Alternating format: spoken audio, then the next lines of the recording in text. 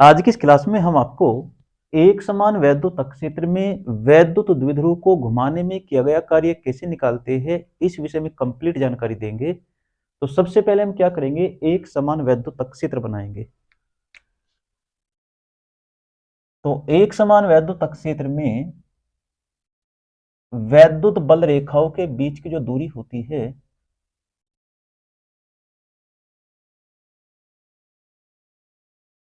वो क्या होती है, वो समान होती है। ये वाली जो डिस्टेंस होती है वो क्या होती है, समान होती है। तो उसको कहते हैं एक समान वैद्युत क्षेत्र।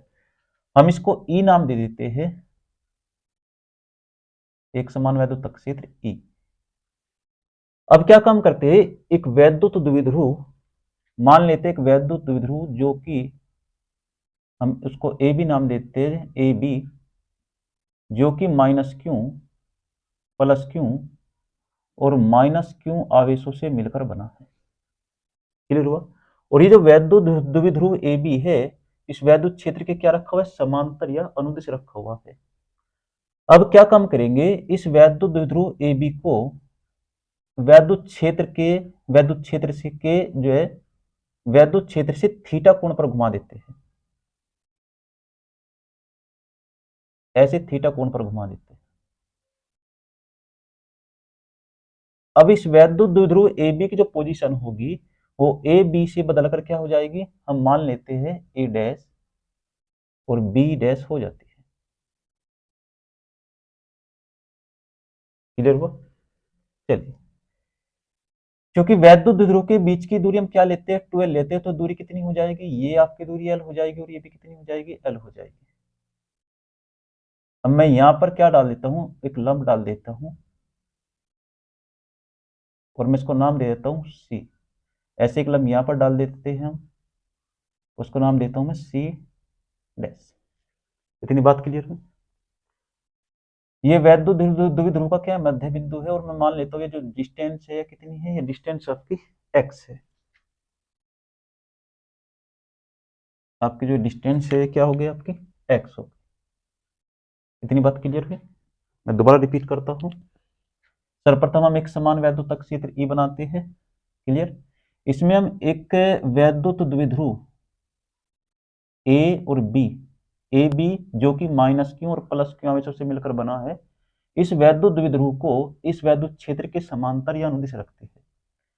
हमें क्या काम करना है, वैद्युत द्विध्रुव को घुमाने में किया गया कार्य निकालना है। तो हम क्या काम करेंगे, इस वैद्युत द्विध्रुव को ए बी से, जो ए बी पोजीशन में है, उसको इस वैद्युत क्षेत्र से थीटा कोण बनाते हुए, ऐसे थीटा कोण बनाते हुए ए डैश बी डैश पोजीशन में घुमा देते हैं। ठीक है।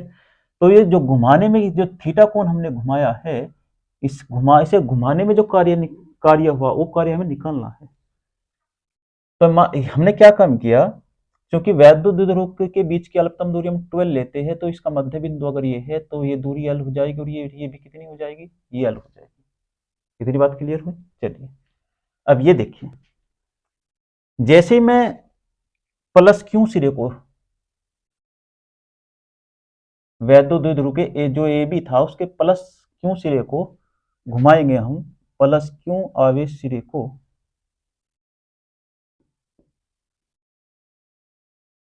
प्लस क्यू आवेश सिरे को घुमाने में किया गया कार्य।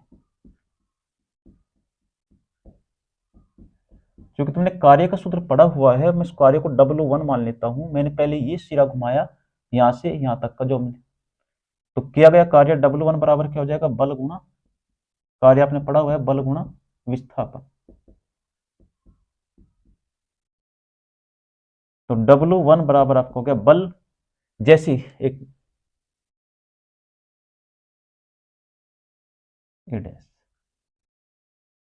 जैसे ही कोई आवेश किसी वैद्युत द्विध्रुव में, किसी वैद्युत क्षेत्र में रखा होता है तो उस पर क्या लगता है, बल लगता है। और वो बल हम किससे निकालते हैं, ई बराबर, सॉरी, एफ बराबर, ई बराबर आपने पढ़ा हुआ है वैद्युत क्षेत्र की तीव्रता में ई बराबर एफ बटे क्यू। तो यहां से जैसे मैं एफ की वैल्यू निकालूंगा तो एफ बराबर क्या आ जाएगा, क्यू ई। यानी कि किसी भी वैद्युत क्षेत्र में अगर कोई आवेश रखा होता है तो उस पर लगने वाला बल कितना होता है, क्यू ई। तो इस सिरे पे, क्योंकि इस सिरे पे कितना बल लगेगा, इस सिरे पे आपका क्यू ई बल लगेगा, क्यू ई। सेम इतना ही बल लेकिन विपरीत डायरेक्शन में यहाँ पर लगेगा। ये कितना हो जाएगा, ये भी हो जाएगा आपका क्यू ई। ओके, ये देखिए, तो बल कितना हो गया, बल हो गया आपका जैसे, तो ये हो जाएगा आपका क्यू ई। और विस्थापन कितना, ये देखिए, पहले ये इस पॉइंट पे था, ए पॉइंट पे, क्यों आवेश, क्यों, अब ये जैसी पोजीशन बदली तो ए डैश पे गया, और मैंने यहाँ से जो विस्थापन हो गया, विस्थापन आपका कितना हो गया, विस्थापन हो गया आपका ए सी। पहले ये पोजीशन पे था लेकिन अब फिलहाल पोजीशन क्या आ गई इसकी, सी। तो ये हो जाएगा विस्थापन ए सी कह लीजिए, सी ए कह लीजिए, सी। आप इक्वेशन नंबर 1 डाल के छोड़ दीजिए। इसी प्रकार से जो माइनस क्यू आवेश है वो पहले बी पोजीशन पे था, अब कहां पहुंच गया, बी डैश पोजीशन पे। तो माइनस क्यू आवेश को, माइनस क्यू आवेश सिरे को घुमाने में किया गया कार्य, घुमाने में किया गया कार्य, किया गया कार्य। अब इसको W2 नाम दे दीजिए, W2 इक्वल टू, फिर से बल गुणा विस्थापन, बल आपका क्यू ही लगेगा, क्यू ई, क्यू ई, और गुणा इसका विस्थापन कितना हो गया, जिस जैसे इसका विस्थापन ए सी हुआ था तो इसका विस्थापन क्या हो जाएगा, इसका विस्थापन हो जाएगा यहाँ से यहाँ तक का C dash B, C dash B.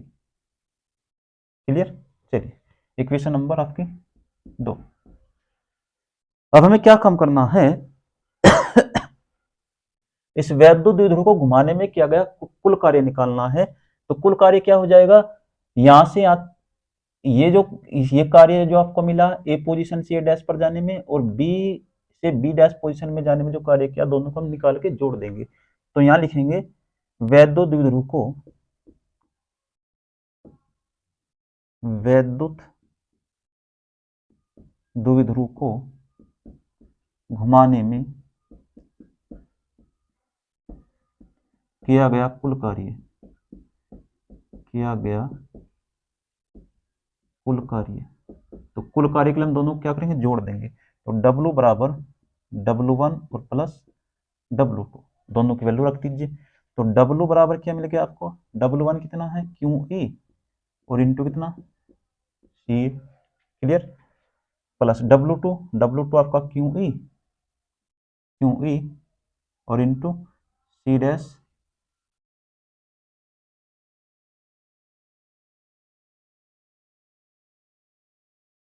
C dash, और ये आपका आना चाहिए C डैश,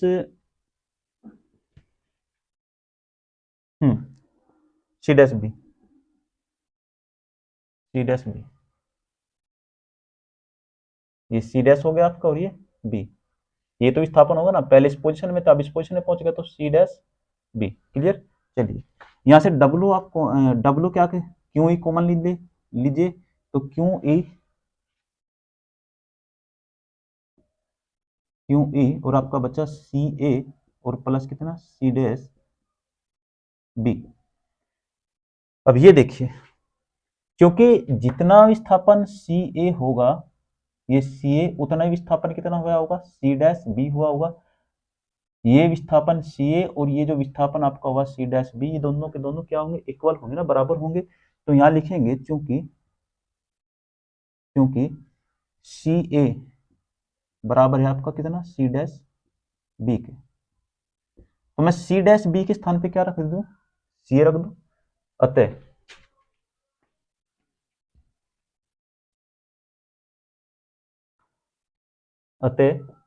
किया गया कार्य, किया गया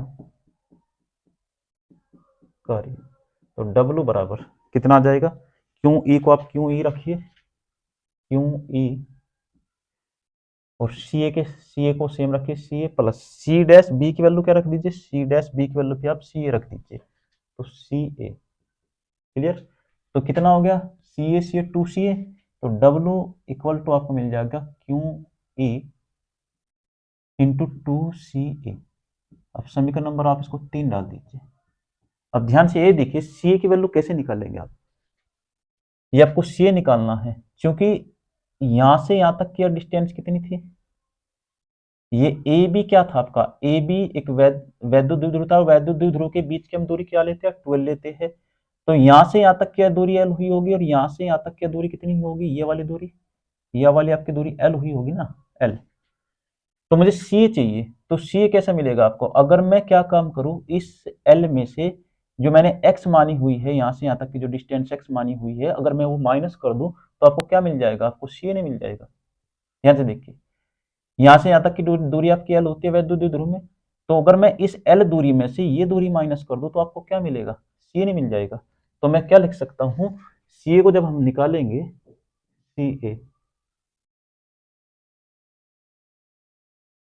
सी ए बराबर हो जाएगा आपका एल और माइनस एक्स। अभी एक्स का कैसे निकालेंगे, तो देखिए, अब इस त्रिभुज में चलिए, ये आपका आधार हो गया, ये आपका क्या हो गया, कर्ण हो गया। तो कोस थीटा आप लगा दीजिए। तो कोस थीटा क्या होता है, क्योंकि कोस थीटा आपका होता है आधार बटे कर्ण।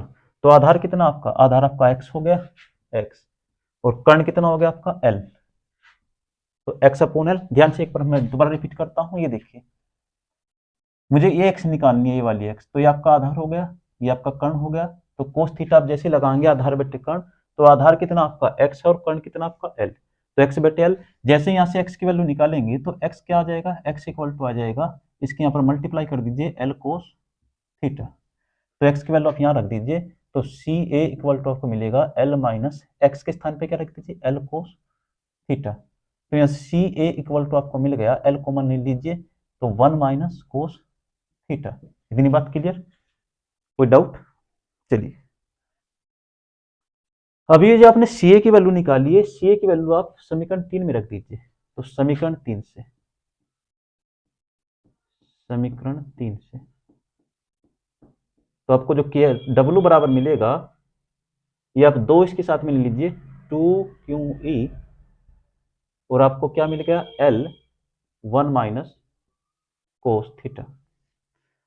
अब आप इसको एडजस्टमेंट करके लिख दीजिए, कैसे, तो डब्ल्यू जो बराबर आपको मिलेगा, क्यू इंटू 2L को आप एक साथ कर दीजिए, ये आपका क्यू हो गया, और 2L एक साथ ले लिया, क्या बचा E, और 1 माइनस कोस थीटा। तो यहाँ से डब्ल्यू जो आपको मिल गया, डब्ल्यू मिल गया आपका, क्योंकि क्यू इंटू 2L आपने पढ़ा हुआ, ये क्या होता है, वैद्युत द्विध्रुव आघूर्ण होता है, जिसको हम P से प्रदर्शित करते हैं। तो P इक्वल टू क्या होता है, P इक्वल टू होता है आपका क्यू इंटू 2L, ये आपने पढ़ा हुआ है ना। तो क्यू इंटू 2L के स्थान पे क्या रखेंगे हम, वैद्युत द्विध्रुव आघूर्ण P रखेंगे, तो P E, और ये क्या मिलेगा आपको, 1 माइनस कोस थीटा। तो ये होता है आपका एक समान वैद्युत क्षेत्र में वैद्युत द्विध्रुव को घुमाने में किया गया कार्य। क्लियर, मैं आपको दोबारा से रिपीट कर देता हूँ, ये इंपोर्टेंट डेरिवेशन है। देखिए, सबसे पहले क्या बनाएंगे हम, एक समान वैद्युत क्षेत्र। एक समान वैद्युत क्षेत्र में क्या होता है, इसमें जो वैद्युत बल रेखाएं होती है, जो वैद्युत बल रेखाएं होती है, उनके बीच की जो डिस्टेंस होती है वो क्या होती है, इक्वल होती है। ये वाली जो डिस्टेंस होती है ये इक्वल होती है। तो एक समान वैद्युत क्षेत्र की आप डेफिनेशन इस प्रकार से दे सकते हैं कि वह क्षेत्र जिसमें वैद्युत बल रेखाओं के बीच की दूरी क्या होती है, समान होती है, एक समान वैद्युत क्षेत्र कहते हैं। इसके विपरीत आपका एक असमान वैद्युत क्षेत्र होता है, उसमें क्या होता है कि वैद्युत बल रेखाओं के बीच की जो दूरी होती है वो क्या होती है, वो असमान होती है। क्या होती है, असमान। कहीं पे डिस्टेंस ज्यादा, कहीं पे कम, कहीं पे ज्यादा, कहीं पे कम, इस प्रकार होती है, तो उसको बोलते हैं असमान वैद्युत क्षेत्र। तो हमने क्या बना सर, सबसे पहले एक समान वैद्युत क्षेत्र बना, उसको मैंने ई नाम दिया। अब इसमें क्या रखते हैं, एक वैद्युत द्विध्रुव को रखते हैं। हमने मान लिया जो ए बी है, ये एक वैद्युत द्विध्रुव है, जो कि माइनस क्यू और प्लस क्यू अंशों से मिलकर बना है। क्लियर, आप एग्जाम में लिख सकते हैं ऐसा, माइनस क्यू और प्लस क्यू अंशों से मिलकर बना है। और ये जो वैद्युत द्विध्रुव है, ये इस वैद्युत क्षेत्र के क्या रखा है, समांतर रखा हुआ है या अनुदिश रखा हुआ है। अब हमें इसे क्या करना है, घुमाना है। तो मैंने क्या काम किया, मैंने इस वैद्युत द्विध्रुव ए बी को इस क्षेत्र के से क्या कर दिया, थीटा कोण घुमा दिया। और जैसे ही थीटा कोण घुमाया, इस ए बी की स्थिति क्या हो जाएगी, ए डैश बी डैश हो जाएगी। क्योंकि वैद्युत द्विध्रुव के बीच की अधिकतम दूरी 12 होती है, तो यह दूरी कितनी हो गई, एल, और यह दूरी भी कितनी हो गई, एल हो गई। और मैं इस दूरी को क्या नाम डाल दिया, एक्स नाम डाल दिया। ठीक है, तो जैसे हम क्या काम करेंगे, इस प्लस क्यू आवेश सिरे को, इस प्लस क्यू आवेश सिरे को घुमाएंगे, तो इसे घुमाने में कितना कार्य होगा हम निकाल लेते हैं। तो प्लस क्यू आवेश सिरे को घुमाने में किया गया कार्य बराबर क्या होता है, बल गुणा विस्थापन। तो बल कितना हुआ आपका, बल हुआ आपका, देखिए अब यहां से बल की प्रॉब्लम आई, क्योंकि अब यू जो आपका आवेश है इस आवेश पे कितना बल लगेगा, कहीं में रखा हुआ है वैद्युत क्षेत्र में। तो अगर कोई आवेश वैद्युत क्षेत्र में रखा हुआ है तो उस पर एक बल लगता है, वैद्युत क्षेत्र की तीव्रता से हम निकाल लेंगे E बराबर एफ बटे क्यू। तो यहाँ से एफ बराबर कितना आ जाएगा, क्यू ई। यानी कि इस आवेश पे जो लगने वाला बल होगा वो कितना होगा, क्यू ई। सेम उसी प्रकार से इस आवेश पर लगने वाला बल भी कितना होगा, क्यू ई होगा। क्लियर हुआ। चलिए अब यहाँ पर क्यू ई और विस्थापन क्या होगा, विस्थापन देखिए पहले ए पोजीशन पर था और जैसे मैंने लंब डाल के देखा तो ये किस पोजीशन पे पाया, सी पोजीशन पे। तो इसका विस्थापन कितना हुआ, इसका विस्थापन हुआ आपका सी ए, तो मैंने लिख दिया सी ए। उसी प्रकार से आप इस माइनस क्यू आवेश को जो सिराए से घुमाने में किया गया कार्य निकालेंगे, तो वो कितना, उसको मैं W2 नाम देता हूँ, डाल देता हूँ। तो बल गुणा विस्थापन, बल आपका क्यू ई होगा ये, और विस्थापन कितना, पहले ये आप पहले कौन सी पोजीशन में था ये, पहले बी डैश पोजीशन में, ये बी डैश पोजीशन में था, बी पोजीशन में था, बी वाली स्थिति में, और कहां पहुंच गया, सी डैश पोजीशन में। तो विस्थापन कितना हो गया, सी डैश बी, तो मैंने लिख दिया सी डैश बी। अब यहां से आप क्यू ई आप कॉमन ले लीजिए, तो क्या बचा, सी ए प्लस सी डैश बी।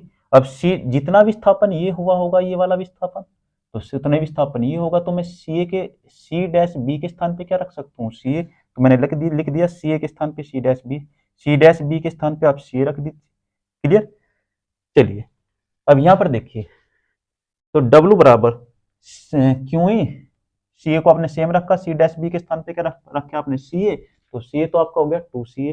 अब प्रॉब्लम आई सी ए की, तो सी ए क्या है, सी ए हमें ये है वाला, ये जो ये सी ए है हमें ये निकालना है, क्योंकि यहां से यहां तक की जो डिस्टेंस होगी वैद्युत द्विध्रुव की वो कितनी होगी, वो L होगी, और मैंने इसको x नाम दिया हुआ है, तो ये कितना बचेगा, तो इस L में से आप x माइनस कर दीजिए तो क्या बच जाएगा, सी बच जाएगा। तो मैंने लिख दिया सी बराबर L माइनस एक्स।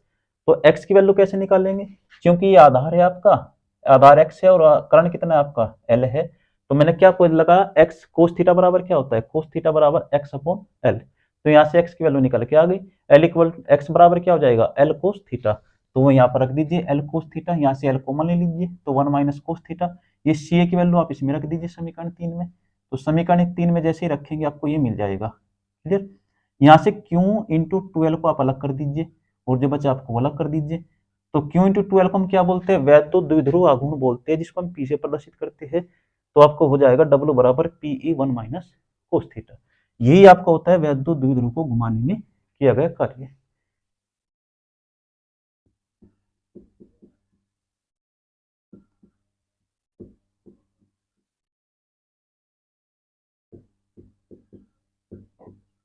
और ये होता है आपका असमान।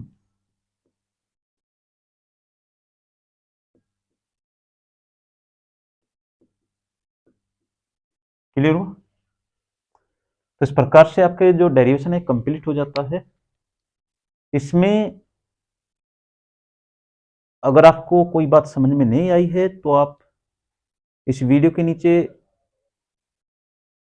कमेंट बॉक्स में आप कमेंट करके बता सकते हैं।